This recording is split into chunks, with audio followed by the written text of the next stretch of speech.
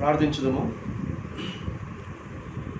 పరిశుద్ధుడా, గొప్ప దేవ, మా తండ్రి, మా యేసయ్య, నీ ప్రియబిడ్డలుగా నన్ను మమ్మల్ని మీరు ప్రేమించి సజీవమైనటువంటి నీ పరిశుద్ధమైనటువంటి తండ్రి ప్రభ బిడ్డలుగాను కుటుంబాలుగా మమ్మల్ని ఏర్పాటు చేసుకుని పరిశుద్ధులుగా ఉన్న మమ్మల్ని సంపూర్ణమైనటువంటి నీ వల్లే తండ్రి ప్రభ పరిశుద్ధులుగా తండ్రి ప్రభ తయారు చేసుకుంటూ మాలో ఉన్నటువంటి ప్రతి విధమైనటువంటి లోపాలన్నింటినీ కూడా అయితే చూపిస్తూ వాటిని సరిచేసుకునేటటువంటి అవకాశాలను కలుగచేస్తూ ఆ క్రమంలో మరొక సాయంకాల రాత్రికాల సమయంలో ఏ విధముగా తండ్రి ప్రభాని వాటిని ధ్యానిస్తూ ఉంటుండగా నీ ఆత్మ సహాయ నడిపింపు మాకు అనుగ్రహించి ఇటు ధన్యతకరమైనటువంటి జీవితాన్ని ఆయుష్నిచ్చినందుకు హృదయపూర్వకమైన స్తుతులు స్తోత్రాలు చెల్లిస్తూ ఉన్నాము తండ్రి ప్రభా.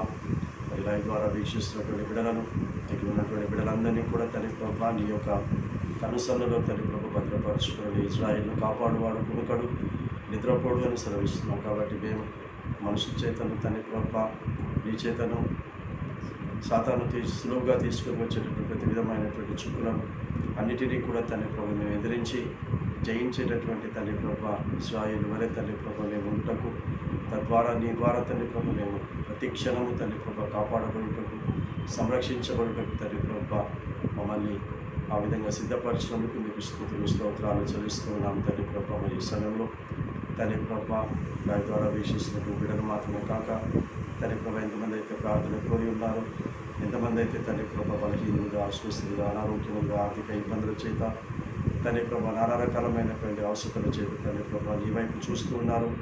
నీ వైపు చూస్తున్నటువంటి ప్రతి బిడ్డలను తండ్రి ప్రభ ఈ సమయంలో మీరు ముట్టండి, తాకండి, సంపూర్ణ స్వస్థతలను పరిపూర్ణమైన ఆరోగ్యములను దయచేయండి, ఆర్థిక సమృద్ధిని మీరు కలగచేయండి తండ్రి ప్రభ. వివాహములను తండ్రి ప్రభ జరుగుటకును ఆయన సంతానం కలుగుటకును వివాహముల ద్వారా నీ కుటుంబాలుగా కట్టబడి నీ సంతానములుగా గుర్తింపు పొందుటకును తండ్రి ప్రభ భూమి మీద మీ ద్వారా ఏర్పాటు చేయబడిన ప్రతి కుటుంబం కూడా తండ్రి ప్రభ నిన్ను తెలుసుకొని ఆయన పాపమును విడిచి తండ్రి ప్రభ రహస్యరాటకు సిద్ధంగా ఉండేటటువంటి విధముగా ప్రతి బిడ్డలను కూడా తండ్రి ప్రభ మీరు ఏర్పాటు చేస్తూ ఉన్నందుకు మీకు స్తోత్రములు చెల్లిస్తున్నాం.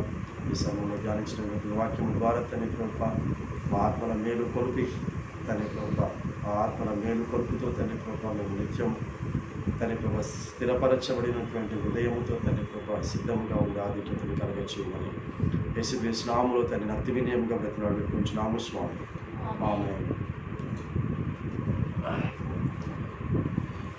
దేవుని యొక్క అతి పరిశుద్ధమైనటువంటి శక్తి కలిగినటువంటి ఉన్నతమైనటువంటి నామమునకు హృదయపూర్వకమైనటువంటి స్తుతులు స్తోత్రాలు చెల్లిస్తూ ఈ సమయంలో మరి పరిశుద్ధ గ్రంథములో నుండి మనము ధ్యానిస్తున్నటువంటి విధముగా మనిషి రెండు రకాల పాపాలు చేస్తాడని, ఒకటి కనబడేటటువంటి పాపం చేస్తాడు, రెండవది కనబడనటువంటి పాపం కూడా చేస్తాడు.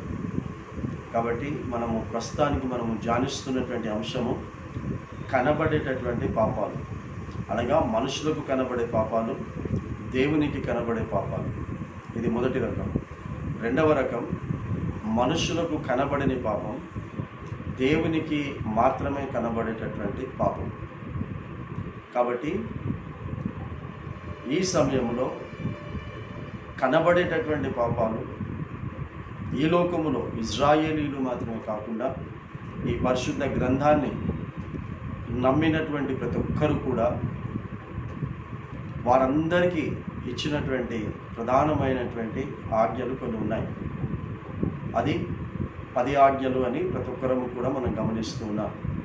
కాబట్టి మొదటిది మనం చూసినప్పుడు ఆయన తప్ప మనకు వేరే దేవుడు ఉండకూడదు. రెండవది ఆకాశములో ఉన్నటువంటి వాటి పోలికలు కానీ, భూమి మీద ఉండే వాటి పోలికలు కానీ, వాటి రూపమును కానీ, నీళ్ళలో ఉండేటటువంటి పోలికను రూపమును కానీ మనము చేసుకోకూడదు. అంటే దేవునికి కూడా ఏ రూపము మనుషులకు తెలిసినటువంటి రూపము లేదు అని. కాబట్టి ఆయన ఆత్మస్వరూపుడు అని అంటారు. ఆత్మ ఎలాంటి స్వరూపంలో ఉంటుందో నీకు తెలియదు, నాకు తెలియదు, ఎవరికి కూడా తెలియదు. అతడు ప్రేమ స్వరూపుడు అని అంటారు. ఆ ప్రేమకు కూడా స్వరూపము లేదు, తెలీదు. అలాగే నీతి స్వరూపుడు అని కూడా అంటారు. అంటే ఆయన స్వరూపముల యొక్క పేర్లు చెప్తూ ఉన్నారు. ఆ నీతికి కూడా ఎలాంటి స్వరూపం ఉంటుందో మనుషులకు తెలియదు. కాబట్టి మనకు తెలియని దేవుని రూపమును, ఆ పోలికను మనము చేసుకోనకూడదు అని సెలవిస్తూ ఉన్నాం. మనకు తెలియజేస్తుంది ఒకటి, మీరే దైవములని నేను ధర్మశాస్త్రములో మీకు తెలియచేయలేదా అని యేసుక్రీస్తు ప్రభువు వారు ఒక సందర్భంలో అన్నటువంటి మాటను యోహాను గారు తన యొక్క సువార్తను రాస్తూ జ్ఞాపకం చేస్తాడు. అంతేకాకుండా మోషే గారితో మాట్లాడుతూ 4వ అధ్యాయంలో ఏం చెప్తాడంటే, నీవు నీ అన్న అయినటువంటి అహరోనుకు నీవే దేవుడుగా ఉంటావు అని చెప్తున్నాడు. సో నీవే దేవుడుగా ఉంటావు. ఎందుకు నీవే దేవుడుగా ఉంటావంటే, నీ నోట నా మాటలను ఉంచుతాను అని అన్నాడు.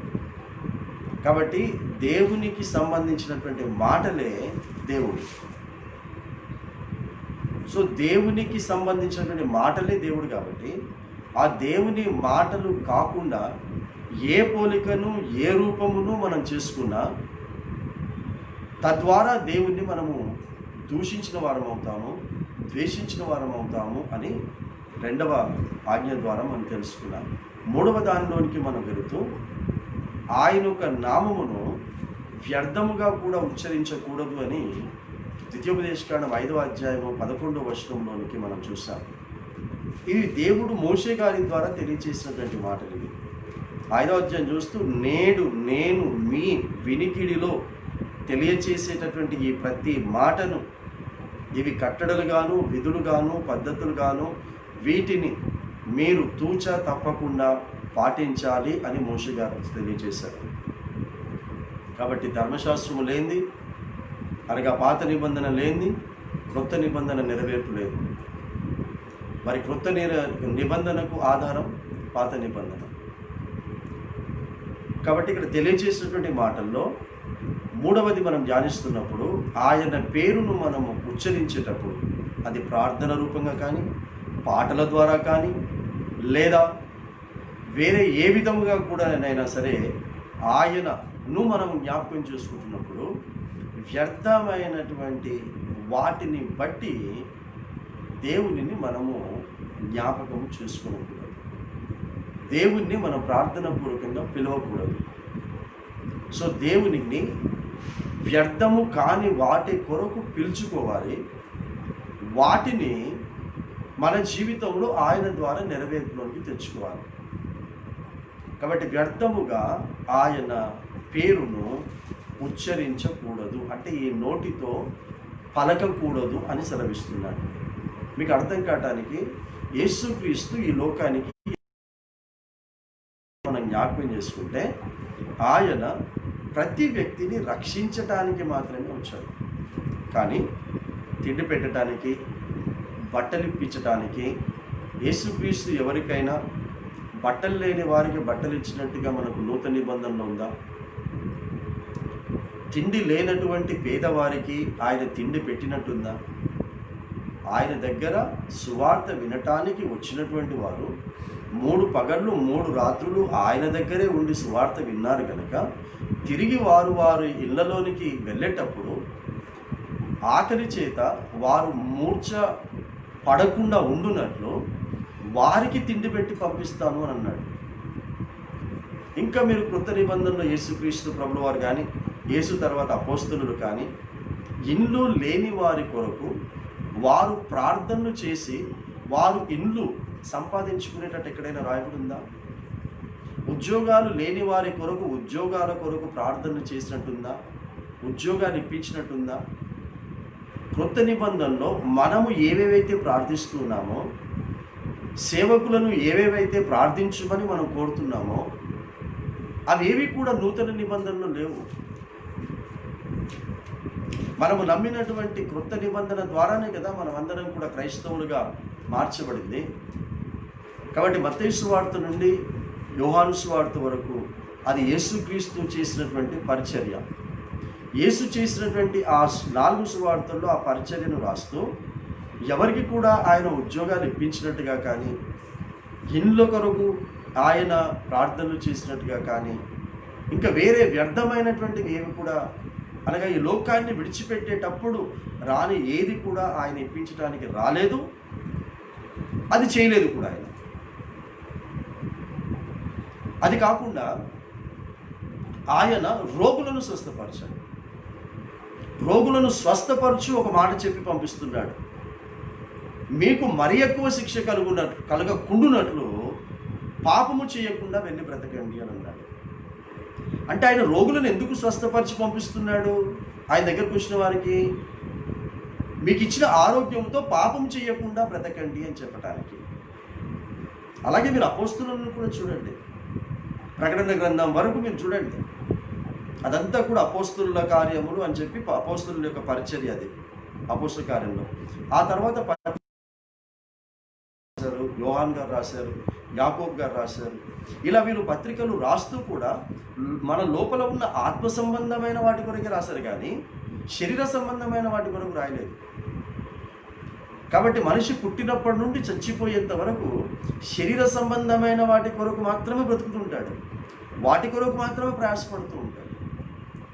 సో దీనిని మనము వ్యర్థముగా ఉచ్చరించకూడదు అన్నదాన్ని తెలుసుకొని మహాజ్ఞాని అయినటువంటి సొలొమోను గారు ప్రసంగి అని పేరు పెట్టుకొని అతని ద్వారా రాయబడినటువంటి ఆ గ్రంథములో నుండి కొన్ని విషయాలు ఈ సమయంలో మీకు జ్ఞాపకం చేస్తాను.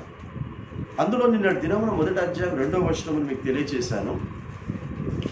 సమస్తము వ్యర్థము వ్యర్థము అనే మాట మీకు చూపించాను. 2వ వచనములోనే ఆయన ప్రారంభమే ఎలా చేస్తున్నాడు, ఆ గ్రంథాన్ని ఎలా ప్రారంభిస్తూ ఉన్నాడు అని అంటే వ్యర్థము అన్న పదముతో ప్రారంభిస్తూ ఉన్నాడు. లాభము, ఉపయోగము అనే దానితో ఆయన ప్రారంభించడం లేదు. అలాగే ఈ ప్రసంగి గ్రంథకర్త యొక్క తండ్రి, ఎందుకు అక్కడ దావీదు అని రాశాడు కాబట్టి ఈ ప్రసంగ గ్రంథకర్త యొక్క తండ్రి ఎవరు? దావీదు. దావీదు గారు కీర్తనలు రాస్తూ దేవుడు అని ప్రారంభించలేదు, దేవుణ్ణి స్తుతించండి అని ప్రార్థించలేదు, దేవుణ్ణి సేవించండి అని ప్రారంభించలేదు. ఆయన కీర్తనలు రాస్తూ దుష్టులతో ప్రారంభించాడు, దుష్టునితో ప్రారంభించాడు.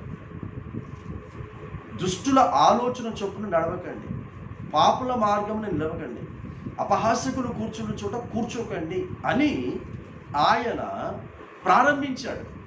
అంటే దేవుణ్ణి స్తుతించాలంటే, దేవుణ్ణి సేవించాలంటే, దేవునితో నీవు సమయాన్ని గడపాలంటే నీకు ఉండకూడదు ఏంటంటే దుష్ట తలంపులు, ఆలోచనలు, దుష్టుల యొక్క సహవాసము, దుష్టుల యొక్క వారితో కూర్చొని చేసేటటువంటి పనిపాటలు, ఇవేవి కూడా ఉండకుండా దేవునితో మనము పనిచేయాల్సినటువంటి అవసరం ఉంది.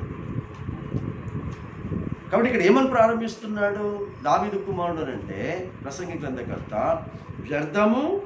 వ్యర్థమని ప్రసంగి చెప్పుచు ఉన్నాడు. ప్రసంగి అంటే ప్రసంగము చేసేవాడిని ప్రసంగి అంటారు.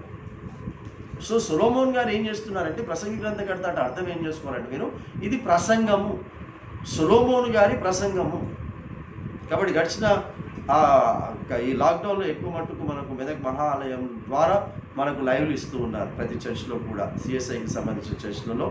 అక్కడ బిషప్ గారి యొక్క ప్రసంగము, బిషప్ గారు ఏసీ సాల్మోన్ గారి యొక్క ప్రసంగము. ఈరోజు ఎవరిదండి వాక్యము అంటే ఏం చెప్తాం మనము, పలానా వ్యక్తి ఈరోజు ప్రసంగం చేశాడు అని అంటాం. సో ఈ రోజున ఉన్నటువంటి ఈ సేవకులు అని పిలువబడేటటువంటి ఈ దైవజనులు, ఈ పాస్టర్లు, ఈ బిషప్లు, నానా పేర్లు ఏమన్నా కానివ్వండి, అవి సువార్థికులు, ఇవాంజలిస్ట్ అన్న పేర్లు కానివ్వండి, ఏమన్నా కానివ్వండి, ఆ పేర్లు పెట్టుకున్న వాళ్ళు చెప్పేటటువంటి వాక్యం అంతటిని కూడా ప్రసంగము అని అంటున్నారు. సో వీళ్ళ ప్రసంగానికి మనం ఇంత ప్రాధాన్యత ఇస్తున్నప్పుడు పరిశుద్ధ గ్రంథంలో ఒక వ్యక్తి ప్రసంగం చేశాడు, అతని ప్రసంగంలో రాసి పెట్టారు. ఇప్పుడు నేను ప్రసంగం చేసిన తర్వాత, అనగా ఈ ప్రసంగి గ్రంథకర్త ద్వారా ఈయన ప్రసంగము తర్వాత ఎంతోమంది పుస్తకాలు రాస్తారన్నాడు. ప్రసంగం రూపంలో ఎంతోమంది పుస్తకాలు రాస్తారు, అవి మనం చదువుతాం కూడా. పలానా వ్యక్తి పలానా రాశాడని ప్రార్థనాంశం మీద ఒకరు రాస్తారు, లేకపోతే స్త్రీల సంబంధించిన వాళ్ళ మీద ఒకరు రాస్తారు. ఇలా ఒక్కొక్కరు రాస్తారు. అవి మనకు మంత్లీ మ్యాగజైన్గా కానీ, బై మంత్లీ మ్యాగజైన్లో కానీ మనకు వస్తూ ఉంటాయి. అందులో కూడా చిన్న చిన్న ప్రసంగాలు మనం చూస్తూ ఉంటాం. అంటే ఆ ప్రసంగాలు మనం చదువుకుంటున్నప్పుడు మరి ఈ ప్రసంగమును మనం చదువుకోవాలి కదా. సొలొమోన్ గారు రాసిన ప్రసంగాన్ని కూడా మనం చదువుకొని అందులో ఉన్నటువంటి ఆ సత్యాలను తెలుసుకుని ఆ సత్యానుగుణంగా నడుచుకోవాలి. కాబట్టి ఇక్కడ మనం ఒక కుటుంబాన్ని చూసాము. యోబుకు ఏమేమైతే చెప్పాడు అవన్నీ కూడా వ్యర్థం. అతనికి 7,000 గాడిదలు అని అంటున్నాడు, లేకపోతే ఒంటరు అంటున్నాడు, ఎడ్లు అంటున్నాడు, ఆడగాడిదలు అని అన్నాడు. ఇవి కాకుండా వేరే సమస్తమైనటువంటి చాలా ఆస్తిపాస్తులు సంపాదించుకున్నాడు అని అన్నాడు. అవన్నీ ఏంటి అని అంటే వ్యర్థం. గాడిదలు వ్యర్థం, ఒంటెలు వ్యర్థం, ఎడ్లు వ్యర్థం, ఆడగాడిదలు వ్యర్థం, మిగతా ఏమేమన్నా అన్నీ వ్యర్థం. ఎందుకంటే అవి రెప్పపాట్లు వెళ్ళిపోయాయి. యెహోవా ఇచ్చింది యెహోవా తీసుకునేది అన్నాడు. ఎవరు మిగిలారు ఇంట్లో అంటే యోబు భార్య మాత్రమే మిగిలింది. మిగతా ఏం మిగిలలేగా, అంటే ఉండగానే వెళ్ళిపోయాయి. యోబుకు మాత్రమే కాదు, ఈరోజు బ్రతుకుతున్న చాలామందిని కోవిడ్-19 సమయాల్లో చూస్తూ ఉన్నాం. వారు సంపాదించుకునేటువంటి ఆస్తిపాస్తులు అన్నీ కూడా ఈ రోజున ఈ కోవిడ్-19 అనేటటువంటి వ్యాధి రాగానే ఈ ప్రైవేట్ హాస్పిటల్స్లోకి వెళ్ళిపోయిన తర్వాత, అందులో అడ్మిట్ అయిపోయిన తర్వాత ఎక్కడెక్కడి నుంచి అప్పులు తీసుకొచ్చుకుంటూ వడ్డీలు తెచ్చుకుంటూ వారి సంపాదన అంతా కూడా ఒక ప్రక్కన వెళ్ళిపోయి చివరికి ఏం మిగులుతున్నాయి వారికి? ఒక చిన్న రోగము ద్వారా, కోవిడ్-19 అనేటువంటి రోగం ద్వారా వారు ఏం మిగుల్చుకుంటున్నారు అని అంటే అప్పులు మిగుల్చుకుంటున్నారు. మరి సంపాదించలేదంటే సంపాదించారు. మరి అవన్నీ ఏమైపోయాయి? ఒక చిన్న రోగముతో ఏమైపోయాయి చివరికి అని అంటే అవన్నీ కూడా పోయాయి. ఎందుకు? ఈ సత్యాన్ని గ్రహించలేదు కనుక, ఈ ప్రసంగాన్ని గ్రహించలేదు కనుక, మూడవ ఆజ్ఞను గ్రహించలేకపోతున్నారు. అవి వ్యర్థమైన వాటి కొరకు ప్రయాసపడుతున్నారు. వ్యర్థమైన వాటిని దేవుని అడిగే పొందుకుంటున్నారు. దేవుని అడిగే పొందుకుంటారండి. అది చూపిస్తారు మీకు 6వ అధ్యాయంలో నుంచి. నీకు ఏది కావాలంటే అది ఇస్తాడట. ఇల్లు కావాలంటే ఇల్లు ఇస్తాడు, బంగారం కావాలంటే బంగారం ఇస్తాడు, అన్ని ఇస్తాడు. కానీ నువ్వు అనుభవించకుండా చేస్తాడట. అది వేరే వాళ్ళు అనుభవించేటట్టు చేస్తాడట. అది ఈరోజు మీకు 6వ అధ్యాయం నుంచి మీకు చూపించి ఆ తర్వాత నేను ఒక వాక్యాన్ని సరిచేస్తాను. వ్యర్థము వ్యర్థమని ప్రసంగి చెప్పుచున్నాడు. వ్యర్థము సమస్తము వ్యర్థమే. సూర్యుని క్రింద నరులు పడుచున్న పాటు అంతటి వలన వారికి కలుగుచున్న లాభము ఏమి? ఏం లాభం కలుగుతుంది? సూర్యుని క్రింద మనుషులు ఈ భూమి మీద పడుతున్న పాట్లు, పడుతున్న కష్టం, ప్రొద్దున లేస్తే రాత్రి పడుకునేంత వరకు నానా చాకిరి చేస్తుంటే వారికి ఏం లాభం కలుగుతుంది? చివరికి ఒక మాట, ఏం చేసావు ఈరోజంతా నువ్వు? నన్ను కానీ నాకు ఏం చేశావు? కన్నందుకు నన్ను ఏం చేశావు అంటారు, కట్టుకున్నందుకు నన్ను ఏం చేశారు అని అంటారు. చివరికి ఈ ప్రశ్నతో నాకు ఏం చేస్తున్నామని, మీరు ఏం చేశారని నాకు, చివరికి సంఘం నాకేం చేసింది, పాస్టర్ నాకేం చేశాడు, చివరికి దేవుడు కూడా, దేవుణ్ణి కూడా ప్రశ్నలు వేసేటటువంటి స్థాయికి వెళ్ళిపోయారు. అక్కడ అడుగుతున్నాడు, మీకు ఏం లాభం కలిగింది చెప్పండి? భూమి మీద మీరు పుట్టినప్పటి నుంచి ఇంతవరకు పాటలు పడ్డారు కదా, చివరికి నీకు ఏం లాభం కలిగింది? మీరే చెప్పుకోండి, మీ మనసుకు మీరు చెప్పుకోండి, నాకు ఈ లాభం కలిగిందని చెప్పుకోండి.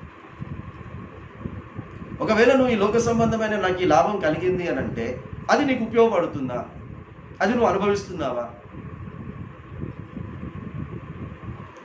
కాబట్టి ఇక్కడ ఈ మాట చెప్తూ 6వ అధ్యాయంలో ఏమంటున్నాడు ఒకసారి చూడండి ఒకసారి. ప్రసంగి గ్రంథం 6వ అధ్యాయం 1వ వచనం నుంచి మీరు గమనించినట్లయితే, సూర్యుని క్రింద అన్న పదం అక్కడ చూసాం కాబట్టి, సూర్యుని క్రింద దురవస్థ ఒకటి నాకు కనబడెను. అవస్థ. కాబట్టి ఈ అవస్థ పేరు ఏం పెట్టాడంటే దురవస్థ, దురాలోచనలు అంటారు, దుర్మార్గము అని అంటారు. పరిశుద్ధ గ్రంథంలోనే ఉంది 8:13. ఇదే సామెత గ్రంథం 8:13లో, గర్వము, అహంకారము, దుర్మార్గత, కుటిలమైన మాటలు ఇవి నాకు అసహ్యములు అని అంటాడు. దుర్మార్గము అన్నప్పుడు అది దుష్టుని మార్గము. అలాగే ఇక్కడ దురవస్థ అంటే అర్థం ఏంటి? దుష్టుడు తీసుకొచ్చేటటువంటి అవస్థ. కాబట్టి దుష్టుడు తీసుకొచ్చేటటువంటి అవస్థ. ఇప్పుడు మనం ధ్యానిస్తున్నటువంటి యోగుకు ఎవరి ద్వారా వచ్చింది? దురవస్థ. అది దేవుని దగ్గరికి వెళ్ళి పర్మిషన్ తెచ్చుకున్నాడు కదా, అనుమతి తెచ్చుకున్నాడు కదా. నేను వెళ్ళలేకపోతున్నాను. రేపు నాకు ఆన్సర్ చెప్పండి. మీరు ఏదోని తోటలోకి ఎందుకు వెళ్ళగలిగాడు? యోబు ఇంట్లోకి ఎందుకు వెళ్ళలేకపోతున్నాడు? యోబు ఇంటిలోనికి ఎందుకు వెళ్ళలేకపోతున్నాడు? ఇక్కడ నువ్వు కంచె వేసావు కదా అన్నాడు. మరి అక్కడ కూడా దేవుడు వేసినటువంటి తోటనే కదా అది. ఆ లోపలికి ఎవరు కూడా రాకుండానే అందరినీ బయటకి పంపించేశాడు కదా, జంతువులను, పాకే పక్షులను వాటన్నిటిని. మరి సర్పము రూపంలో ఎందుకు రాగలిగాడు? మరి ఇక్కడ ఈ యోబు జీవితంలోనికి, ఆ కుటుంబంలోనికి ఎందుకు నేను వెళ్ళలేకపోతున్నానని చెప్పాడు. ఇది మీరు నాకు ఎప్పుడు ఆన్సర్ చెప్పినా సరే, ఏ సమయంలో మీరు నాకు ఆన్సర్ చెప్పినా సరే, కానీ ఏది ఏమైనప్పటికీ కూడా యోబు పడుతున్న అవస్థలన్నీ కూడా, డబ్బు ఒకే సమయంలో వెళ్ళిపోయింది, పంట పొలాలన్నీ ఒకే సమయంలో నాశనం అయిపోయాయి, పిల్లలు కూడా ఒకే సమయంలో చనిపోయారు. ఇదంతా అయిపోయిన తర్వాత రెండవసారి మరలా సాతాను దేవుని దగ్గరకు వస్తాడు. రెండవసారి మరలా వచ్చి ఇదంతా చేసింది సరిపోలేదని చెప్పి మరలా అనుమతి తీసుకుంటాడు. చూడండి, మొదటి అనుమతి అప్పుడు రోగం కలగజేయలేదు, రెండవసారి అనుమతి తీసుకొని వచ్చి అప్పుడు శరీరం అంతా కూడా ఆ కురుపులతో నిండినటువంటి రోగమును కలిగజేశాడు. అది మొదటి అనుమతి ద్వారా వచ్చింది కాదు, అది 2 సార్లు సాతానుకు అనుమతి తెచ్చుకున్నాడు. మరి ఆ అనుమతి ద్వారా ఏమి కలిగింది యోబు జీవితంలో? అంత దురవస్థ. సో ఇది నాకు కనబడింది. ప్రసంగి గ్రంథకర్త తన ప్రసంగంలో చెప్తున్నాడు, సొలొమోన్ గారు, నాకు ఒకటి కనబడింది. యోబు జీవితంలోనే కాదు, తన రాజ్య పరిపాలనలో అతడు ఒక రాజుగా ఇజ్రాయేలును పరిపాలిస్తున్నప్పుడు నా రాజ్య పరిపాలనలో నేను ఒకటి చూశాను, రాజుగా ఉండి నేను ఒకటి గమనించాను. ఏం గమనించాను అని చెప్తున్నాడంటే, అది అవస్థనే గమనించాను. అంటే ఈయన పరిపాలనలో ప్రజలందరికీ ఏముందన్నట్టు? అవస్థలు ఉన్నాయి ఈయన పరిపాలనలో. మరి డబ్బు లేదంటే డబ్బు ఉంది, ఎవరికి? ఈయన కాదు, ప్రజలందరికీ. అసలు యుద్ధాలే లేవు. సొలొమోను రాజ్య పరిపాలనలో ఒక్క యుద్ధం లేదు, ఎందుకంటే శత్రుశేషం లేకుండా ముందుగానే దావీదు తయారు చేసి వెళ్ళిపోయాడు. చూడండి, దురవస్థ ఒకటి నాకు కనబడెను, అది మనుషులకు బహువిశేషముగా కలుగుచున్నది. ప్రాముఖ్యంగా ప్రత్యేకంగా మనుషులకే కలుగుతుంది చెప్తున్నాడు. ఇది దేనికి కలుగుతుంది చెప్తలేడు.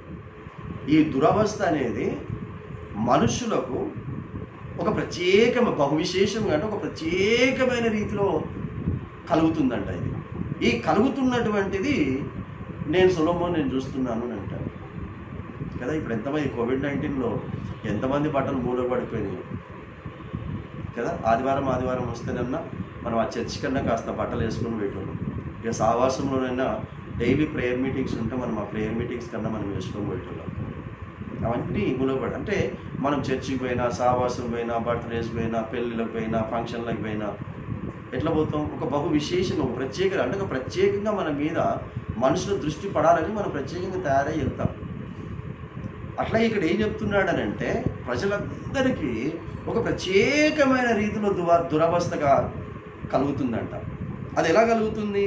ఎవరి ద్వారా కలుగుతుంది? చూడండి, ఏమనగా ఆ దురవస్థ ఏమనగా, దేవుడు ఒకనికి ధనము ప్లస్ ధాన్యమును, సమృద్ధిని, ఘనతను అనుగ్రహించును. దేవుడే యోబు కోరిచ్చారు, యోబు కుటుంబాన్ని కోరిచ్చారు. దేవుడే ధనమునిచ్చాడు, ధాన్యమునిచ్చాడు, ఘనతను ఇచ్చాడు. ఈ వాక్యం వింటున్న మన కుటుంబాలలో కూడా దేవుడే ఇచ్చాడు. నీకు ఉద్యోగం దేవుడే ఇచ్చాడు, నీకు ఇల్లు దేవుడే ఇచ్చాడు, నీకు బంగారం, వెండి, వజ్రవైడ్యులను దేవుడే ఇచ్చాడు, నీ ఇంట్లో ధాన్యము దేవుడే ఇచ్చాడు. నీ ఉద్యోగం నువ్వు అనుభవిస్తున్నావు, నీకు ఇచ్చిన ఇంట్లో నువ్వు నెమ్మదిగా, ఆరోగ్యంగా, సమాధానంగా దేవుడిని స్తుతిస్తూ ఆ ఇంటిని పరిశుద్ధంగా ఉంచుకున్నావా? నీకు ఇచ్చిన ప్రతిదీ కూడా నువ్వు అనుభవిస్తున్నావా? ఎన్నోసార్లు దేవుని ఆశీర్వాదం అంటే సంతోషము, సమాధానం, నెమ్మది, ఆరోగ్యం. ఇక తర్వాత మొదటిదైతే ఆత్మీయత, అది పక్కన పెట్టండి. ఆత్మ సంబంధమైన చెప్పలేదు, ఈ లోక సంబంధంగా మర్చిపోకుండా శాంతి, సమాధానం, నెమ్మది, ఆరోగ్యం. ఈ 4 నీ జీవితంలో ప్రతి క్షణం అనుభవిస్తున్నట్లయితే, ఈచ్ అండ్ ఎవ్రీ సెకండ్ ఈ 4 అనుభవిస్తున్నట్లయితే, you are really the blessed person in this world. నిజముగా దేవుని చేత ఆశీర్వదించబడిన బిడ్డ. ఎందుకంటే యేసు వెళుతూ వెళుతూ చెప్తున్నాడు, లోకం ఇచ్చినట్టు కాదు, నా శాంతిని మీకు ఇచ్చి వెళుతున్నాను అన్నాడు. మరి ఆ శాంతి ఒక రోజు ఉండి ఇంకో రోజు పోయేది కాదది. ఆ శాంతి ఒక గంట ఉండి ఇంకో గంట పోయేది కాదది. ప్రతి క్షణం అనుభవించేది. దేవుడు మనం బ్రతకటానికి ఊపిరిచ్చాడుగా, ఈ గాలి ఇచ్చాడుగా. గాలి ఒక గంట ఉండి మనతో ఇంకో గంట ఉండకుండా పోతుందా? యేసు వచ్చేంత వరకు ఈ గాలి వీస్తూనే ఉంటుంది. అలాగే దేవుడే నీకు ధనమునిచ్చాడు, దేవుడే నీకు ధాన్యమునిచ్చాడు, దేవుడే నీకు ఘనతనిచ్చాడు. అయితే అది ఏమవుతుందంట చూడండి. అనుగ్రహించును, అతడు ఏమి కోరినను, రెండవది చెప్తున్నాడు, అతడు ఏమి కోరినను అది అతనికి తక్కువ కాకుండును. నువ్వు ఏం కోరుకున్న దేవుడు ఇస్తాడటండి. కానీ అది ఏమంటున్నాడంటే వ్యర్థమంటున్నాడు. సొలొమోను అడిగాడు, ఇవన్నీ అడిగాడు. సొలొమోను అడగలేదుగా. నీ ప్రజలైనటువంటి ఇశ్రాయేలీయులకు నేను న్యాయము చేయున్నట్లు నాకు వివేకము కలిగిన హృదయము దయచేయమని అన్నాడు. అప్పుడు దేవుడు అన్నాడు, నువ్వు ధనం అడగలేదు, ధాన్యం అడగలేదు, నువ్వు ఏమీ అడగలేదు, శ్రేష్టమైన అడిగావు కనుక దానితో పాటు వీటన్నిటిని ఇస్తున్నాను అన్నాడు. అవన్నీ పొందుకున్నవాడు అంటున్నాడా? నేను పొందుకున్నవన్నీ కూడా వ్యర్థం. సో ఇప్పుడు ఇది కూడా అంటాడు, నువ్వు ఏమి కోరుకున్నా దేవుడు ఇస్తున్నాడు. అంత మాత్రం చేత దేవుని బిడ్డలము అని అనుకోకండి అని చెప్తున్నాడు మనకి. నువ్వు కోరుకున్నదంతా అంటే నీ జీవితంలో నువ్వు అనుభవించనిది, నీ తర్వాత ఎవరు కూడా అనుభవించకుండా ఈ లోకమును విడిచిపెట్టేది అంతా కూడా అది వ్యర్థమే. సో మనం కోరుకునేవి దేవుడు ఇస్తాడు. కానీ కోరుకోకుండా అస్సలైంది కోరుకోవలసింది ఒకటి, అది రక్షణ అని మనందరికీ తెలుసు. ఇది కోరుకుంటే వచ్చేది కాదు రక్షణ, మారు మనసు కోరుకుంటూ వచ్చేది కాదు. అది పాపమును విడిచిపెట్టి సంపాదించుకోవాల్సింది. కానీ డబ్బు కొరకు పాపం విడిచిపెట్టాల్సిన అవసరం లేదు. ఇహలోక సంబంధమైన నీ కోరికలు తీర్చుకోవడానికి పాపమును వదిలిపెట్టాల్సిన అవసరం లేదు. నువ్వు పాపము చేస్తున్నా నాకు ఈ లోక సంబంధమైన డబ్బు కావాలన్నా ఇస్తాడట. నువ్వు పాపం చేస్తున్నా ఉద్యోగం కావాలంటే ఇస్తాడట. నువ్వు పాపం చేస్తున్నా నాకు ఇల్లు కావాలంటే ఇస్తాడట. నువ్వు పాపం చేస్తున్నా నువ్వు ఏది కావాలన్నా ఇస్తాడు ఈ లోకంలో బ్రతకటానికి. కానీ ఈ లోకం విడిచిపెట్టిన తర్వాత పరలోకంలో బ్రతకటానికి మాత్రం అడిగి పొందుకునేది కాదది. జ్ఞాపకం చేసుకోండి. కాబట్టి వారి కోరిక యావత్తు కూడా ఏం చేస్తానంటున్నాడు, అది అతడు ఏమి కోరినను అది అతనికి తక్కువ కాకుండాను అయినను దానిని అనుభవించుటకు దేవుడు వానికి శక్తి అనుగ్రహింపడు. వాడు అన్యుడు దానిని అనుభవించును, ఇది వ్యర్థముగాను గొప్ప దురవస్థగాను కనబడుచు ఉన్నది. ఏది వ్యర్థము, దురవస్థ. ఏంటది? నీకు ఇచ్చింది నువ్వు అనుభవించకుండా ఇంకొకడు అనుభవించడం. నీ శాలరీ రాగానే ఆ శాలరీ ఎవరికి కడుతుంది? వడ్డీలో కడతలే. నీకు వచ్చే ఇన్కమ్లో ఎంత మెడిసిన్స్కి ఖర్చు, ట్రీట్మెంట్కి ఖర్చు చేస్తుందో, బీపీ ట్యాబ్లెట్స్ అని, షుగర్ ట్యాబ్లెట్స్ అని, ఇన్సులేషన్ అని, నాకు ఆ ప్రాబ్లం ఉందని, ఈ ప్రాబ్లం ఉందని. డైలీ రొటీన్ ఏమైపోయింది ఈ రోజున ప్రజలకంటే? డైలీ రొటీన్ తిండి ఎలా అయిపోయిందో డైలీ రొటీన్ ట్యాబ్లెట్స్ అయిపోయింది. రోజు ప్రొద్దున లేవగానే కాలకృత్యాలు ఊహించుకోవాలి, రోజు ప్రొద్దున లేవగానే ప్రార్థన చేసుకోవాలి, రోజు ప్రొద్దున లేవగానే పాటలు పాడుకోవాలి, రోజు ప్రొద్దున లేవగానే వాక్యం చదువుకోవాలి.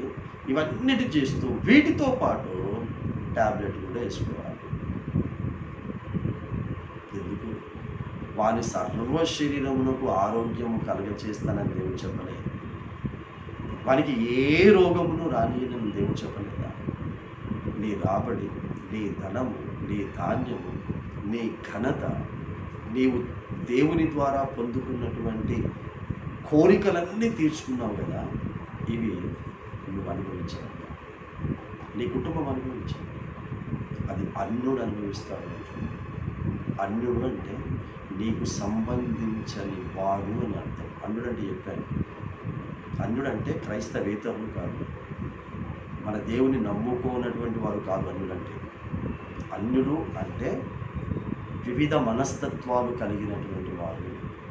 అంతెందుకమ్మా, ఈరోజు పిల్లల్ని కన్నారు, ఎంతమంది పిల్లలు వారి వారి తల్లిదండ్రులను చూస్తున్నారు చెప్పండి. తల్లిదండ్రులు ఒక దగ్గర ఉంటారు, పిల్లలు ఒక దగ్గర ఉంటారు. భార్యకు భయపడి కొడుకు తల్లితో మాట్లాడాడు, తల్లితో మాట్లాడాడు.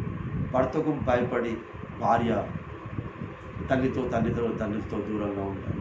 ఒకరిని బట్టి ఒకరు ఈ లోకంలో మనస్ఫూర్తిగా బంధుత్వాన్ని అనుభవించేటటువంటి దినాలు కోలేదా? అనుభవిస్తున్నావు. తల్లి ప్రేమను అనుభవిస్తున్నావా? కొడుకు ప్రేమను అనుభవిస్తున్నావా? తండ్రి ప్రేమను అనుభవిస్తున్నావా? బిడ్డ ప్రేమను అనుభవిస్తున్నావా? ఇలా ఎన్ని రకాలమైన బంధుత్వాలు ఉన్నాయో అవన్నీ నిజంగా మనం అనుభవిస్తున్నాము. మరి వీళ్ళకు చూపించడు కానీ ఆ ప్రేమ బయటలోకి చూపిస్తాడు అంత ప్రేమ.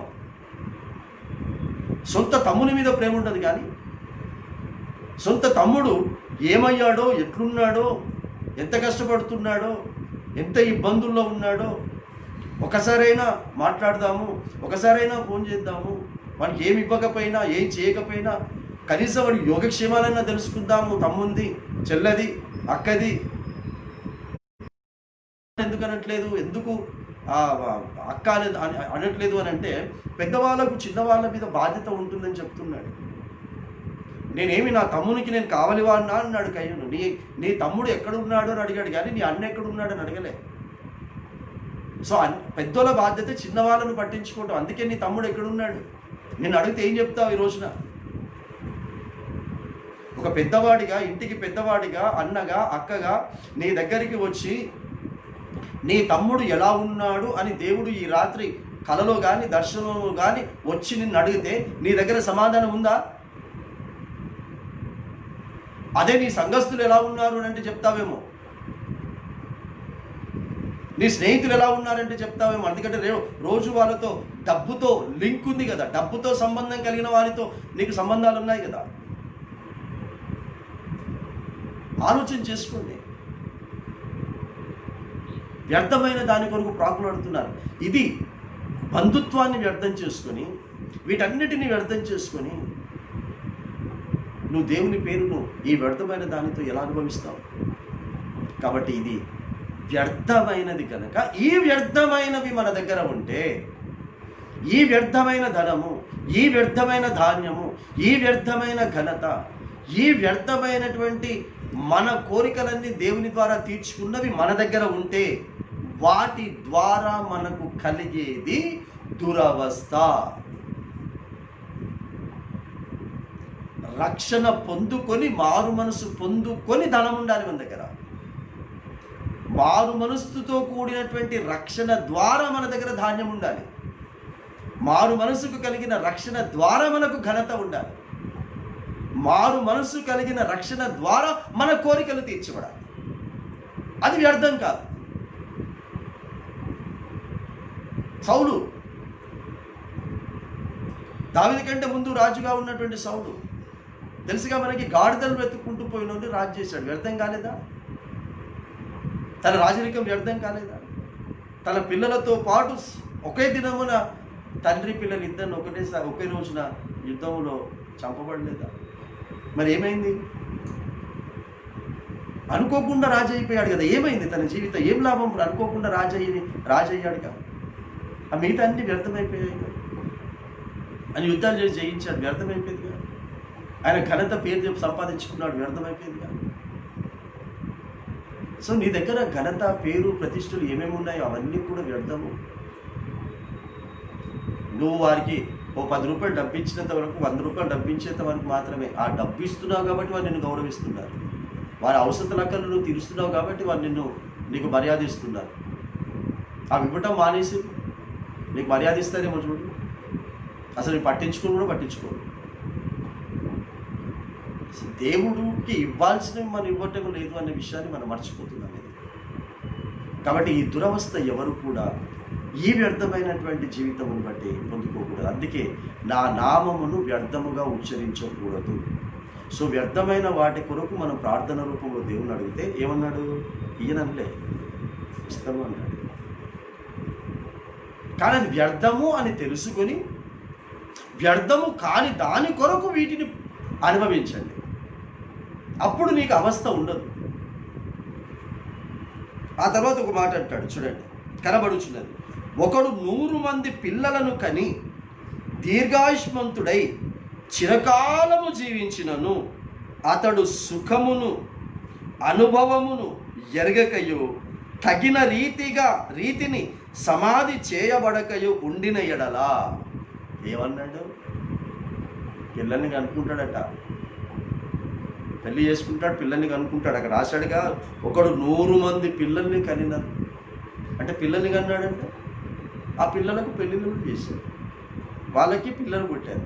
అంటే ఒక చక్కటి అతని ఒక వ్యక్తి ద్వారా ఇంతమంది కుటుంబాలు ఉన్నాయి. 100 మంది పిల్లల్ని కన్నారంటే 100 కుటుంబాలు అనుకోండి. 100 కుటుంబాలు సంపాదించుకున్నాడు. 100 కుటుంబాల కొరకు ధనమును సంపాదించి పెట్టాడు. 100 కుటుంబాల కొరకు ధాన్యం సంపాదించి పెట్టాడు. 100 కుటుంబాలకు ఘనతను తీసుకొచ్చి పెట్టాడు. ఈ ఒక్కడు అంటే ఈయన సంగతి చెప్తున్నాయి. ఇప్పుడు యోగు గురించే ఈ గుంపులోనికి ఇతను వస్తాడు. అంటే ఇతని పిల్లలు వస్తారు. యోగు అంటే యోగు పిల్లలు వస్తారు. సో ఇవన్నీ సంపాదించుకొని ఏమయ్యారట? ఈ వ్యక్తి ఏమవుతున్నాడట?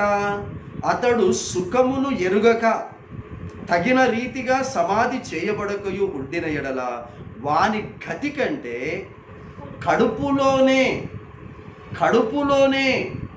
అనగా స్త్రీ గర్భము ధరించిన తర్వాత గర్భములోనే పిండముగా ఉన్నప్పుడే అది పడిపోతుంది చూడు, అదొక శిశువుగా మారకుండానే జన్మనివ్వకుండానే కడుపులోనే చనిపోతుంది చూడు, అది మేలు అంటున్నాడు. విన్నారమ్మా? పడిపోయిన పిండము యొక్క గతి మేలని నేను అనుకొనొచ్చు ఉన్నాను. ప్రయత్నిస్తున్నాను. చూసారు మరి ఈరోజు ఏం జరుగుతుంది? డబ్బు ఉంది, ఐశ్వర్యం ఉంది, కోటీశ్వరులు, మిలియనేర్స్ అంటున్నారు. మరి వారి యొక్క సమాధి ఎలా జరుగుతుంది? వాక్య పద్ధతి ప్రకారంగా సమాధి జరగనప్పుడు ఏది మేలంటున్నాడంటే, ఆ వ్యక్తి పుట్టకుండానే కడుపులోనే పిండముగా పడిపోతే అది మేలు అని దేవుడు చెప్తున్నాడు. అంటే కడుపులో ఉన్నప్పుడే చనిపోవటం, కడుపులో ఉన్నప్పుడే పిండముగా పడిపోవటం మేలట. బ్రతికి వ్యర్థమైన వాటి కొరకు జీవితానంతా కూడా ప్రయాసము కష్టము అన్న పేరుతో దురవస్థను అనుభవిస్తూ దేవుని యొక్క నిజమైనటువంటి రక్షణను, ఆ రక్షణలో ఉన్న సుఖమును, ఆ రక్షణలో ఉన్న ఆనందమును, ఆ రక్షణలో ఉన్న శాంతిని, ఆ రక్షణలో ఉన్న ఆరోగ్యమును అనుభవించకుండా చచ్చిపోతే, ఆ చచ్చిన వ్యక్తి యొక్క శవమును వాక్య పద్ధతి ప్రకారంగా సమాధి చేయబడకపోతే వాడు పుట్టక ఉండి మేలు. వాడు పుట్టకుండానే కడుపులోనే చచ్చిపోయి ఉండిన మేలు అని సెలవిస్తుంది. చూసారు మరి వ్యర్థమైన వాటి కొరకు అడిగినట్ట 6వ అధ్యాయం ద్వారా దేవుని అడిగినట్ట ధనము కావాలని అడిగినట్ట ధాన్యం కావాలని అడిగినట్ట నాకు ఈ లోకములో ఘనత కావాలని అడిగినట్ట వాడి కోరికలన్నేట ధనము ధాన్యము ఘనత మాత్రమే కాదు, ఆ ఏ కోరిక అడిగితే ఆ కోరిక ఇచ్చాడట. విన్నారా? నీ ఇంట్లో ఏమేమి వస్తువులు ఉన్నాయో, టీవీ, ఫ్రిడ్జ్, మైక్రోవెను, ఇంకా ఏమేమి ఉన్నాయో నా ఇంట్లో, మన ఇంట్లో, ఇవన్నీ మనం కోరుకునేవే. ఇవన్నీ దేవుడే ఇచ్చాడట. కానీ వాటిని సుఖముగా, ఆరోగ్యంగా, నెమ్మదిగా, శాంతిగా అనుభవించకుండా దేవుడే చేస్తాడట. ఇచ్చేవాడు ఆయనే, ఇచ్చినవి అనుభవించకుండా చేసేవాడు. చివరికి నువ్వు చూస్తావు. చివరికి మనం అందరం చూస్తాం. చచ్చిన తర్వాత ఎవడు సమాధి చేశాడో కూడా మనకు తెలియదు. అసలు సమాధి చేయబడిందా చేయబడలేదా కూడా మనకు తెలియదు. మనందరికీ తెలుసు, ఈ రోజున గొప్ప కుటుంబంగా చెప్పుకుంటున్నటువంటిది. ఈ రోజున సమాధి కార్యక్రమం కూడా అయిపోయింది. సంవత్సరం అక్కడ గొప్పగా కూడా కుటుంబం అంతా కూడా చెప్పుకుంటారు. గొప్పగా ఆయన జన్మదినాలు జరిగిస్తారు, ఆయన యొక్క చనిపోయిన దినములు జరిగిస్తారు. కానీ సమాధి అయిపోయిన తర్వాత మనకు చూపించారు ఆయన యొక్క ఈ అరచెయ్యి, ఆయన అరకాలు ఇంకా ఆ యొక్క అరణ్యములో పడిపోయి ఉంటాడు. మరి ఏది సమాధి? ఏది సమాధి? అపాయముల ద్వారా ఎంతమంది చనిపోవటం లేదు? ఎన్ని రకాలుగా చనిపోవటం లేదు మనుషులు. సమాధి కార్యక్రమాలే జరగట్లేదు. సునామీ ద్వారా ఎంతమంది చనిపోలేదు? తుఫాన్ల ద్వారా ఎంతమంది చనిపోలేదు? ఆ చనిపోయినటువంటి వారిని ఏమేమి తిని ఉండవచ్చు? సమాధి కార్యక్రమం జరగలేదు. ఈరోజు COVID-19 ద్వారా చనిపోతున్నటువంటి వారిని ఆమోసు గ్రంథం 8వ అధ్యాయం 3వ వచనం ప్రకారముగా పారవేస్తారు. చచ్చిన శవాలను పారవేస్తారు. ఆమోసు గ్రంథం 8వ అధ్యాయం 3వ వచనమును మనం చూసాం. గత శుక్రవారం మన ఆత్మ కుటుంబంలో మనం చూసుకున్నాం. పారవేస్తారు. ఏం జరుగుతుందో తెలియదు. కానీ చచ్చిపోయిన తర్వాత ఒకటే తెలుస్తుందమ్మా, నువ్వు ఎవరు సమాధి చేస్తున్నారో నీకు తెలియదు, ఏం జరుగుతుందో నీకు తెలియదు. నీవు సంపాదించిందంతా ఎవరి వాగును అని ప్రశ్నించాడు కూడా. విన్నారా? అవేవి నీకు తెలియదు, కానీ ఒక్కటి మాత్రం తెలుస్తుంది. ఏంటో తెలుసా? నువ్వెక్కడికి పోతున్నావో తెలుస్తుంది. చచ్చిన తర్వాత ఒకటి తెలుస్తుంది, నువ్వు నరకానికి వెళుతున్నావా, పరలోకానికి వెళుతున్నావా. అది మాత్రమే నీకు తెలుస్తుంది. ఇది తప్ప మిగతా నీకు ఏమీ తెలియదు. ఇదే ప్రసంగి గ్రంథం 9వ అధ్యాయం ద్వారా, సూర్యుని క్రింద జరుగు వాటి యందు వానికి పాలు పంపులు లేవు, వాని పేరు మరవబడి ఉన్నది. మనకి ఏమీ తెలియదు. చచ్చిన వానికి ఎంత పెద్ద విగ్రహం నిలబెట్టావో తెలియదు, నీ ఇంట్లో ఎంత పెద్ద ఫోటో పెట్టుకున్నావో తెలియదు, ఎంట్రన్స్లో ఫోటో పెట్టుకున్నావా, బెడ్రూమ్లో ఫోటో పెట్టుకున్నావా, ఎక్కడ ఫోటో ఇవేవి వాళ్ళకి తెలియదు. చచ్చిపోయిన ప్రతి వ్యక్తికి తెలిసేది ఒకటి, భూమి మీద సకల కోరికలు దేవుని ద్వారా తీర్చుకుంటూ దేవుని కోరిక అయినటువంటి రక్షణ అనే మారు మనసు జీవితమును పొందుకొని పాపపు జోలికి పోకుండా బ్రతికితే ఆ వ్యక్తి పరలోకానికి వెళ్ళే విషయం అతనికి తెలుస్తుంది. ఎలా తెలుస్తుందన్నా అని నువ్వు అడిగితే, నేను ప్రతిరోజు ప్రతి క్షణము చెప్పేది యేసు చెప్పిన ఉపమానం, ధనవంతుడు దరిద్రుడు అన్న ఉపమానం. ఇద్దరికీ చనిపోయిన తర్వాత తెలిసింది. ధనవంతుడు నరకానికి వెళ్ళటం తెలిసింది, నరకములో కాల్చబడటం తెలిసింది, నరకములో కాల్చబడుతూ వేదన పడుతుంది కూడా తెలిసింది అతనికి. కానీ మిగతా ఏది తెలియలేదు అతనికి. బ్రతికున్నప్పుడు ఎంత సంపాదించింది తెలియలేదు అతనికి. ఎక్కడెక్కడ ఆస్తిపాస్తులు ఉన్నాయి అతనికి తెలియలేదు. అతనికి ఎంత పేరు ప్రతిష్ట ఘనత వహించాడో అతనికి తెలియలేదు. అలాగే దరిద్రుడు చనిపోయాడు, అతనికి తెలిసింది. ఏం తెలిసింది అతనికి? అబ్రహాము రొమ్మున ఆనుకొని ఉన్నాడని తెలిసింది. అతడు పరదేశంలో ఉన్నాడని తెలిసింది. సంబంధించినటువంటి స్థలములో దేవునికి సంబంధించిన బిడ్డలతో ఉన్నాడని తెలిసింది. అర్థం చేసుకుందాం. 60 సంవత్సరాలు, 70 సంవత్సరాలు, 80 సంవత్సరాలు, ఎన్ని సంవత్సరాలు ఈ ఆయుష్తో బ్రతుకుతామో తెలియదు. ఈ ఆయుష్లో దేవుని ద్వారా కోరికలు తీర్చుకోండి. దేవుని ద్వారా మీకు ఏం కోరుకున్నా తీర్చుకోండి. కానీ ఆ కోరికలు పాప సంబంధమైన కోరికలుగా ఉండకూడదు, దుష్టునికి సంబంధించిన కోరికలుగా ఉండకూడదు. కోరుకోమన్నాడు, రాళ్ళను రొట్టెలుగా చేసుకొని తిను, ఈ కోరికని దేవుణ్ణి కోరుకో అన్నాడు. యేసు దగ్గరకు వచ్చి, నీ తండ్రిని కోరుకో. ఏం కోరుకో? ఈ రాళ్ళను రొట్టెలు చేయమని కోరుకో. నీ చేయడా? చేస్తాడు. 6వ అధ్యాయ ప్రకారంగా, తండ్రి చాలా ఆకలితో ఉన్నాను, తట్టుకోలేకపోతున్నాను, 40 దినములు నీ పేరు మీద ఉపవాసం ఉన్నాను, నీ శ్రేష్టమైన కార్యము కొరకు ఉపవాసం ఉన్నాను డాడీ. కాబట్టి నేను ఇప్పుడు తిండి లేక బాధపడుతున్నాను, దయచేసి ఈ రాళ్ళను రొట్టెలుగా చేయి డాడీ అంటే చేసేవాడు. కానీ అది తింటే ఆ రొట్టెలు కనుక ఆ రోజున రాళ్ళను దేవుని ద్వారా ఆ కోరికను తీర్చుకొని రొట్టెలుగా మార్చుకుని ఉంటే యేసు కూడా ఈ లోకంలో దురవస్థ అనుభవించేవాడు. ఎందుకంటే అది వ్యర్థము అని యేసుకు తెలిసి కనుక మార్చుకోకుండా, రాళ్ళను రొట్టెలుగా మార్చుకోకుండా దేవుని నోట నుండి వచ్చి మాటలన్నా బ్రతుకుతాడు అని అన్నాడు. క్రైస్తవ. సో దేవుని నోట మాట వచ్చే మాట ద్వారా మనం ఏ రోజు ఎలా బ్రతుకుమంటే ఆ రోజు అలా బ్రతుకుదాం. ఒకరోజు డబ్బుండి బ్రతుకుమంటాడా, బ్రతుకుదాం. ఒకరోజు ఇంట్లో సమృద్ధి అయినటువంటి రాశి నుంచి బ్రతుకుదామంటాడా, బ్రతుకుదాం. ఒకరోజు ఏమీ రాశి లేకుండా డబ్బు లేకుండా బ్రతుకుమంటాడా, బ్రతుకుదాం. ఏలియాలాగా. సో ఆ విధమైనటువంటి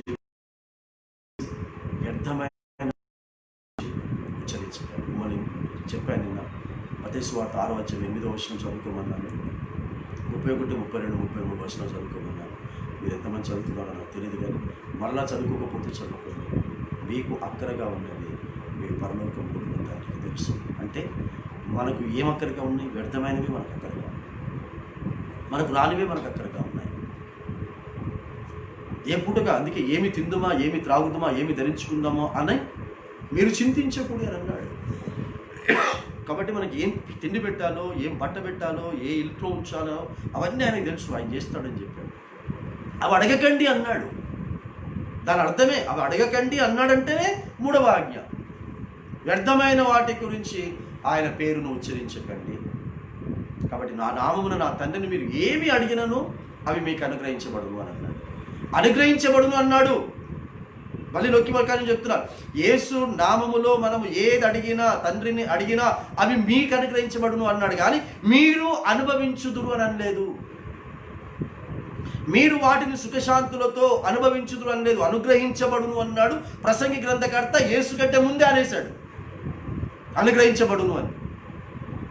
కానీ అనుగ్రహించబడటం ఒక ఎత్తు, అనుగ్రహించబడినవి మళ్ళీ చెప్తున్నాను, శాంతి, సమాధాన, నెమ్మదితో, ఆరోగ్యముతో అనుభవించాలి. ఇది గుర్తుపెట్టుకోండి. మన కుటుంబంలో జరుగుతున్నటువంటి సంఘటన చెప్తాను. ఎవరికి బాధ అయినా, ఎవరికి బాధ కలిగినా కలగకపోయినా, ఒక వ్యక్తి పిల్లలు ఆయన సంపాదించినటువంటి ఆ సంపాదన అనుభవించేటువంటి విధముగా చేసి, అప్పులు లేకుండా చేసి, ఆస్తిపాస్తులను సంపాదించి పెట్టి లోకాన్ని విడిచిపెట్టాడు ఒక వ్యక్తి. ఇంకొక వ్యక్తి అప్పులను మిగిల్చాడు పిల్లలకు, మిగులుస్తూ లోకాన్ని విడిచిపెట్టాడు. ఈ లోకములో ఆ వ్యక్తి అప్పులను మిగిల్చి లోకాన్ని విడిచిపెట్టినటువంటి వ్యక్తి బ్రతుకున్నప్పుడు మంచి ఘనత, మంచి హోదా, మంచి పేరు, సమస్త కోరికలను తీర్చుకున్నాడు. కానీ చివరి గడియల్లో ఆలోచించేద్దాం. సులభం పిల్లలకు ఏమీ మిగిల్చకుండా, ఏ ఆశీర్వాదం మిగిల్చకుండా ఈ లోకాన్ని విడిచిపెట్టుకుంటున్నాడు సులభం. కానీ దావీదు మాత్రం సులభము సకల ఆశీర్వాదములను, ఐశ్వర్యములను వదిలిపెట్టి వెళ్ళాడు. దానితో పాటు దేవుని యొక్క ఆత్మ సంబంధమైనది కూడా వదిలిపెట్టి వెళ్ళాడు. కానీ దాన్ని సులభం కాపాడుకోలేకపోయాడు. కాబట్టి మన పితరులు మనకు ఏమి సంపాదించి పెట్టి వెళ్ళారు? ఆత్మ సంబంధమైనవి సంపాదించి పెట్టి వెళ్ళి ఉంటారు. లోక సంబంధమైన మనం వాటిని కాపాడుకుందాం, వాటిని ఆత్మీయంగా అనుభవిస్తాం. రహస్యరాకడలు ఎత్తబడేటటువంటి గుంపు, భూమి మీద ఆయన దయను, మనుషుల దయను. భూమి మీద ఆయనను సంతోషపరుస్తూ, మనుషులను సంతోషపరుస్తూ బ్రతుకుతూ మన ఈ జీవితం వ్యర్థము కాకుండా దురవస్థల పాలైపోయి చనిపోయిన తర్వాత వాక్య పద్ధతి ప్రకారముగా జరగకుండా పరిశుద్ధాత్మ దేవుడు సహాయం చేయండి కాక. ఆమేన్. మీరు అనుకోవచ్చు, వాక్య పద్ధతి ప్రకారం అంటే చనిపోయిన తర్వాత చర్చికి తీసుకెళ్తున్నారు చూడండి. చనిపోయిన తర్వాత చర్చికి తీసుకెళ్ళి చర్చిలో శవాన్ని పెట్టి ఆరాధనలు చేస్తారు చూడు, అది వాక్యానికి వ్యతిరేకమైనది. అది సాతాను క్రియ. నేను పబ్లిక్గా లైవ్లో చెప్తున్నాను, 4 గోడల మధ్య చెప్తున్న సువార్త కాదు ఇది. చెప్తున్నాను, పబ్లిక్గా చెప్తున్నాను. దేవుడు చెప్పాడు, పద్ధతిగా వారి శవ కార్యక్రమము, భూస్థాపిత కార్యక్రమం కూడా జరగదు. నా పరిశుద్ధ గ్రంథంలో చూపించండి, నీ పరిశుద్ధ గ్రంథంలో చూపించండి, పాత నిబంధనలో నుంచైనా చూపించండి, క్రొత్త నిబంధనలోనైనా చూపించండి. ఎవరినైనా చనిపోయిన తర్వాత భక్తులను కానీ ఎవరినైనా సరే ఆలయానికి తీసుకెళ్ళి ఆలయములో శవాన్ని జరిగించి ఆ తర్వాత భూస్థాపిత కార్యక్రమాలు చేసినటువంటిది ఎవరికి చూపించుకోవడానికి, ఎవరికి నీ ధనమును చూపించుకోవడానికి, ఎవరికి నీ ధాన్యమును చూపించుకోవడానికి, ఎవరికి నీ ఘనతను చూపించుకోవడానికి, ఎవరి కోరికను తీర్చుకుంటున్నావు. శవాన్ని చనిపోయిన తర్వాత కూడా ఆ శవాన్ని ఆ విధంగా చేసి అది కూడా వాక్య పద్ధతి కోరికనే తీర్చుకుంటున్నావు. వద్దండి, చాలు. ఇప్పటికైనా మన జీవితాన్ని సరిచేసుకొని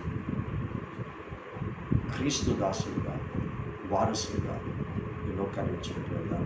పరిశుద్ధమైన దేవా మా తండ్రి, నీ ప్రియబిడ్డగా నన్ను మమ్మల్ని దీవించి ఆశీర్వించి నడిపించినందుకు స్తోత్రములు చెల్లిస్తున్నాం. నాయన వినే వర్తమానములన్నీ కూడా తండ్రి ప్రభా, నాయన తండ్రి ప్రభా, ఆత్మ చెప్పు సంగతులు చెవిగలవాడు వినుడు కాక, బుద్ధిహీనునికి భక్తిహీనునికి ఇలాంటి వాక్కులు నచ్చవు అని సెలవిచ్చి ఉన్నాం తండ్రి, ఇష్టపడరు అని తండ్రి ప్రభా సెలవిచ్చి ఉన్నాం. సామెతల గ్రంథకర్త ద్వారా వారికి తెలియచేసిన వాటికి వీటి విలువ తెలియదు కనుక వాటిని తొక్కుతాడు, వాటిని నిష్ప్రయోజనంగా చేసుకుంటాడని పరిశుద్ధ గ్రంథంలో ముందే రాసి పెట్టాడు తండ్రి. అందుకే సొలొమోనుకు, ప్రసంగి గ్రంథకర్త సొలొమోనుకు 2 పర్యాయములు వచ్చి అతని బ్రతుకు సరిచేసుకోమని ఉపదేశము చేసినప్పటికీ, అతడు జ్ఞానవంతుడని పేరు సంపాదించుకున్నప్పటికీ, ఐశ్వర్యమును సంపాదించుకుని ఈ లోక సంబంధమైన సుఖభోగాలు అనుభవించినప్పటికీ అతని నుంచి నిన్ను గ్రహించేటటువంటి ఆ మనస్సు, హృదయం తొలగిపోయింది కనుక అతని జీవితం తన తర్వాత తరం వారికి ఆశీర్వాదకరంగా లేకుండా జరిగిందన్న విషయం మర్చిపోకుండా, ఇప్పటికైనా మేము సొలొమోను కంటే గొప్పవాళ్ళము కాదు, సొలొమోను కంటే జ్ఞానవంతులం కాదు తండ్రి, సొలొమోను కంటే ఐశ్వర్యవంతులం కాదు నాయన. అతడు కోరుకోకుండానే తండ్రి ప్రభా అన్నీ అతనికి సమకూర్చారు, కానీ అన్యులు అనుభవించారు తండ్రి. సొలొమోనుకు సంబంధించినంత అన్యులు అనుభవించేశారు తండ్రి. నేను వ్యర్థుడుగాను దురవస్థను నేను అనుభవించిన విధంగా మీరెవ్వరూ అనుభవించకండి అని ప్రపంచానికి ప్రసంగం చేసి లోకానికి వదిలిపెట్టాడు తండ్రి. కాబట్టి ఆ ప్రసంగం యొక్క సారాంశం అర్థం చేసుకుని దానికి అనుగుణంగా జీవించే అట్టి యోగ్యత మాకందరికీ మీరు కలిగించండి. దాని ద్వారా వీక్షించిన బిడ్డలందరినీ కూడా ప్రత్యేకమైన రీతిలో తండ్రి మీరు దర్శిస్తున్నందుకు, వాక్యము ద్వారా, ఈ దర్శనము ద్వారా కుటుంబాలు కట్టబడుటకు, పరలోక ఐశ్వర్యములను అనుభవించే వారసులుగా సిద్ధపరచమని ఆయన మీ కృపను అనుగ్రహించమని ప్రార్థిస్తున్నాను. మీ లోకములో పేరు మోసినటువంటి తండ్రి ప్రభ సేవకుల యొక్క, ఈ లోక సంబంధమైనటువంటి పేరు మోసినటువంటి సేవకుల యొక్క వర్తమానములను తండ్రి ప్రభ ప్రాధాన్యత ఇస్తూ ఉండవచ్చు, అందులో తప్పు లేదు తండ్రి. ఎక్కడ సువార్త ప్రకటిస్తుందా అది ఆత్మ సంబంధమైనటువంటి సిద్ధపాటుతో ఉండేటటువంటి వాక్యమని గ్రహించి అలాంటి వాక్యములకు ప్రాధాన్యత ఇస్తూ జీవితాన్ని ముందుకు కొనసాగించుకునే గొప్ప భాగ్యాన్ని అనుగ్రహిస్తున్నందుకు మీకు స్తోత్రం. రాత్రికాల సమయం చక్కటి నిద్రలను, విశ్రాంతులను, తండ్రి ప్రభా దర్శనాలను, కళలను బిడ్డలందరికీ మీరు అనుగ్రహించారు. మీరు ఆశ్రాకుడులో మేమందరం ఇప్పుడు ఎత్తబడేటటువంటి గుంపులో ఉండేటటువంటి యోగ్యతను తండ్రి మాకు కలిగించారు. మా ప్రభుత్వ రక్షకుడైన యేసుక్రీస్తు బిడ్డ తల్లిని అతి వినయముగా ప్రతిభ పెడుతున్నాము స్వామి. మా తండ్రికి, కుమారునికి, పరిశుద్ధాత్మకి ప్రేమ, కృప, అన్యోన్య సహవాసం, సమాధానం, సకల ఆశీర్వాదం మనకు, కుటుంబస్తులకు, పిల్లలకు, వారి భవిష్యత్తులకు ప్రయోజకరమైన ప్రతి ఆత్మికమైనటువంటి విశ్వాసం చేయాలి. భూమి మీద నివసిస్తున్న సకల విశ్వాసులకు, ఆయన సత్యరాజ్య సువార్త ప్రకటిస్తున్న ప్రతి అభిషిక్తునికి, అభిషిక్తురానికి దినముల, జన్మదినములను, వివాహ దినములను బ్రతికి ఉన్నటువంటి వారిని జ్ఞాపకం చేసుకున్నటువంటి బిడ్డలకు, విశ్వాస కుటుంబాలకు ఇప్పుడు ఎల్లప్పుడూ సదాకాలకు తోడైనటువంటి కాక. ఆమేన్. యేసు రక్తం నుంచి, యేసు నామం నుంచి, యేసు రక్తం సంపూర్ణ నుంచి అపవాదికులంత కోటి నాశనం కలిని కార్యములు నిరంతరం జయం జయం జయం. ఆమేన్.